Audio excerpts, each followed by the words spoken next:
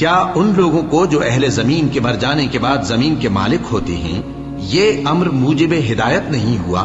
کہ اگر ہم چاہیں تو ان کے گناہوں کے سبب ان پر مصیبت ڈال دیں اور ان کے دلوں پر مہر لگا دیں کہ کچھ سن ہی نہ سکیں؟ یہ بستیاں ہیں جن کے کچھ حالات ہم تم کو سناتے ہیں، اور ان کے پاس ان کے پیغمبر نشانیاں لے کر آئے، مگر وہ ایسے نہیں تھے کہ جس چیز کو پہلے جھٹلا چکے ہوں اسے مان لیں۔ اسی طرح اللہ کافروں کے دلوں پر مہر لگا دیتا ہے، اور ہم نے ان میں سے اکثر لوگوں میں عہد کا پاس نہیں دیکھا، اور ان میں اکثروں کو دیکھا تو بدکار ہی دیکھا۔ پھر ان پیغمبروں کے بعد ہم نے موسیٰ کو نشانیاں دے کر فرعون اور اس کے درباریوں کے پاس بھیجا تو انہوں نے ان کے ساتھ کفر کیا، سو دیکھ لو کہ خرابی کرنے والوں کا انجام کیا ہوا۔ اور موسیٰ نے کہا کہ اے فرعون، میں رب العالمین کا پیغمبر ہوں،